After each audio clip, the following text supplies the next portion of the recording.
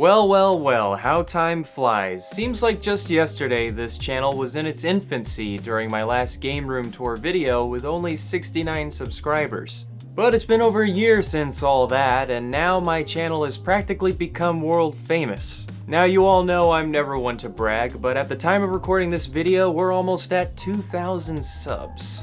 Now don't worry yourself, I'm not changing at all, it's definitely not gone to my head. I'm still the old-fashioned Daxle you've always known and loved and obsessed over.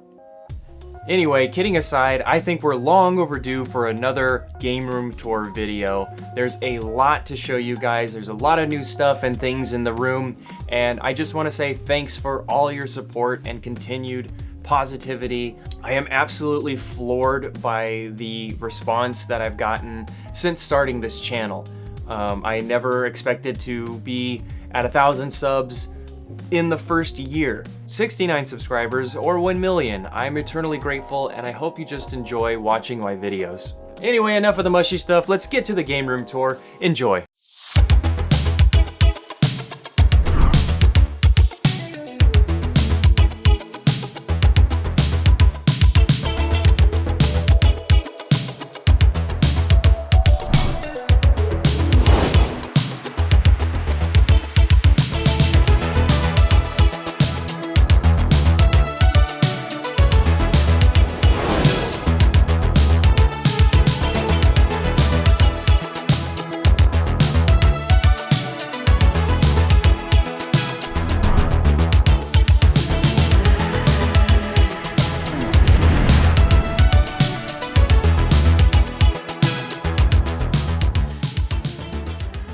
Starting off, we'll look at my new revamped desk area where I do all my editing. I finally have a PC. This is a very good mid-tier PC that I would rank it as. I built it myself, it's the first one I've ever built. In fact, I haven't owned a PC since the early 2000s, so since I started this YouTube channel, I've only been editing off of a very capable, office-appropriate laptop. So having this mid-tier gaming PC, editing has been so much smoother and more efficient. And of course I've got to decorate the area as much as possible with anime and video game memorabilia, complete with my Botan desk mat, some little things from my trips to Japan, little toys from my childhood, and of course my Kuwabara candle. And next to that is a brand new display area where I've mounted my working wooden coin block that I made from scratch. Yes, it's fully functional, it moves up and down, a coin pops out, and it even makes the coin chime. I have a video covering every step of the process of making this, so if you're interested, I'll include a link in the description for that. And just below that is where I'm storing my newfound obsession and hobby. Yes, I've joined the League of Cardfight Vanguard. I've actually never heard of Vanguard until a friend of mine introduced me to it recently, and now I'm obsessed. It actually reminds me of Yu-Gi-Oh! Back in the day, you know, when it was fun. And just below that is where I'm storing a few other things like my Mario Home Circuit go-kart that I think I used one time, and my small collection of Berserk manga. And just behind my dog Gus Gus is where I store 90% of my games, cartridges, everything from Nintendo to Super Nintendo, PlayStation 1, 2, and 3, 4, Nintendo DS, GameCube, etc. The collection hasn't grown a lot since the last video, but I do have new additions from our recent trip to Japan last year.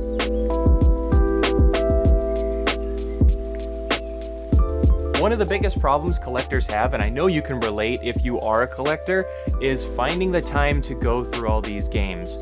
Actually playing through your backlog is pretty difficult. I still haven't played some of these games I got from Japan, but that's one of my mini goals I have for next year, is to actually go through most of my backlog. And just above that is where I store my custom painted Ghibli Studios Air Force Ones. If you're interested in the process of painting these shoes and learning how to do it yourself, the link to my video on this will be in the description. Moving across the wall, we have where I store all my controllers. I really like how they look on the wall. I'd much rather display these controllers rather than just throwing them on a bin. I think my favorite controller in my collection is the Orange Spiced GameCube controller, which I'm still looking for a pairing console for. Even in our last trip to Japan, I didn't see a single single orange GameCube anywhere, which was really surprising. And of course we have my prized Marvel vs. Capcom cabinet from Arcade 1UP. This thing is just gorgeous. I added some LEDs in the back and the bottom of it to make it illuminate. I love looking at all the artwork on the sides. It's such a great feeling to look across the room and see that my favorite arcade cabinet from my childhood is right there next to me in the room. Another new addition to the game room is my most recent cosplay I made from scratch, No Face from Spirited Away. Now I actually can't take full credit for this cosplay because I just followed all the instructions from the YouTuber GunterCosplay. So if you're interested in making a realistic No Face mask, go check out her video. I'll leave a link in the description below.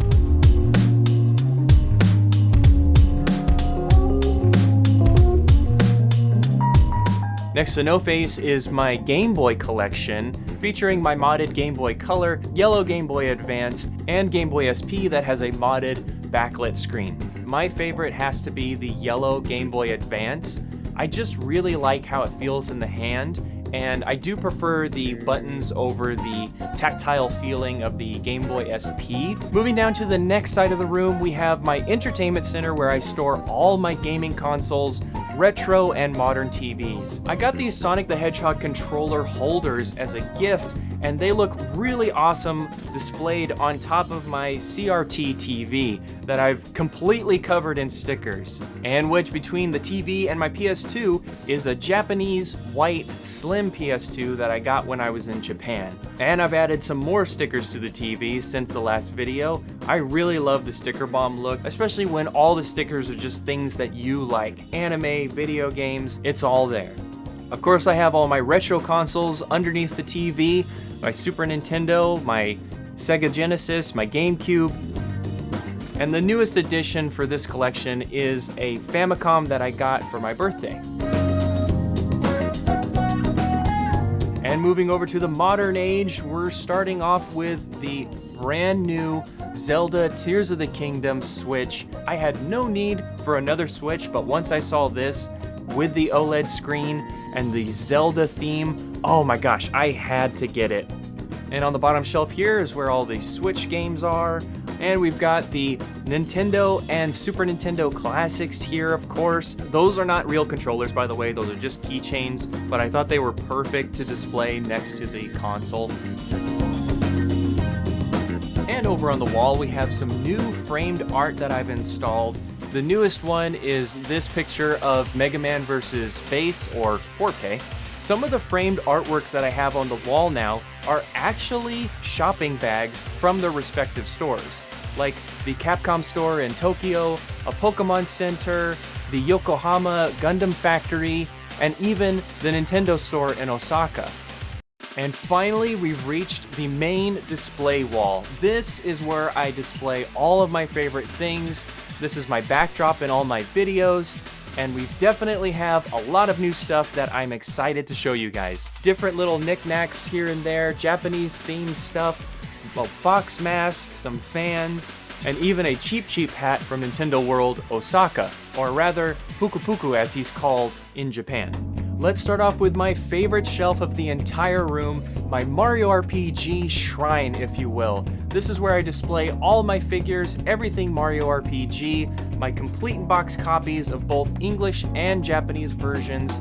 I am so proud of this shelf, you have no idea, and I can't wait to display the brand new remake on the shelf as well. So looking forward to that November 17th. Below that, we have what a lot of people have been asking me about. This is a DVOOM Pixu 64 frame. It's a 64-bit image display that you can upload your own images or GIFs to. It will cycle through them however you want. It's really cool. I love to have it in the back of all my videos. Below that, we have two other pairs of custom painted shoes that I've done, one of Mega Man X and the other of Super Mario Bros. 3. Then we have some more of my boxed games for the SNES and NES. The cartridges aren't in these boxes. I actually prefer to have them displayed out in the open on the shelves that you saw earlier in the video.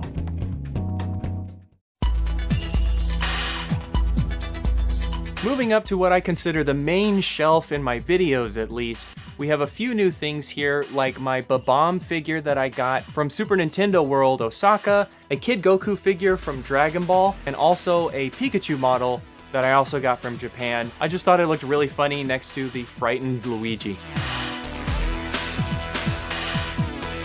Below that is where I'm displaying the box to the Nintendo Switch Tears of the Kingdom edition, accompanied by my Hachiko plush, my favorite 3 cards from the Yu-Gi-Oh series, some amiibos, and of course a Totoro figure that I got from Japan as well.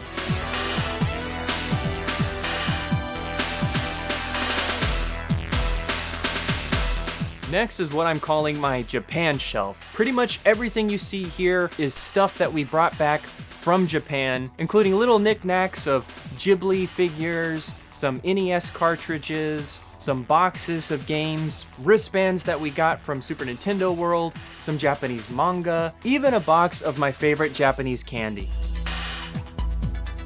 Next we have a very retro complete shelf with a Miles Prower or Tails plush, some Atari Pac-Man games, some little antique Nintendo things here and there, a Nintendo 64 controller, Space Invaders for Atari, Pac-Man for Atari, and of course one of the golden Pokemon cards from Burger King that everyone had.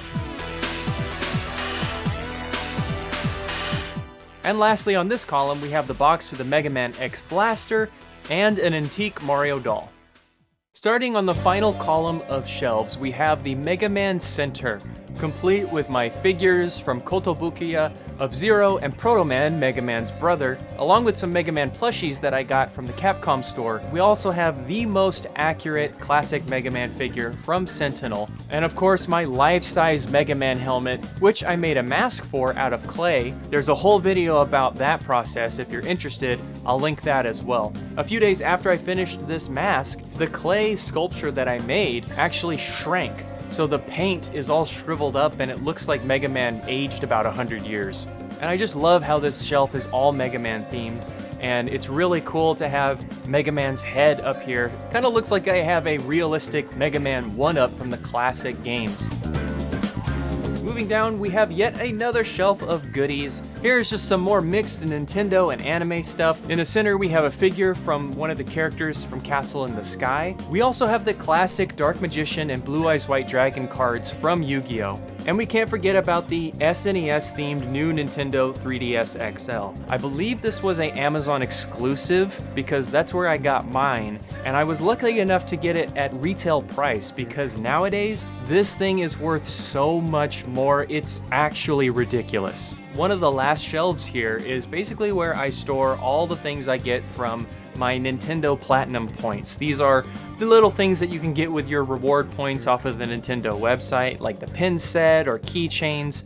It's really cool. It's free technically, but unfortunately you have to pay $7 for shipping, which is not great.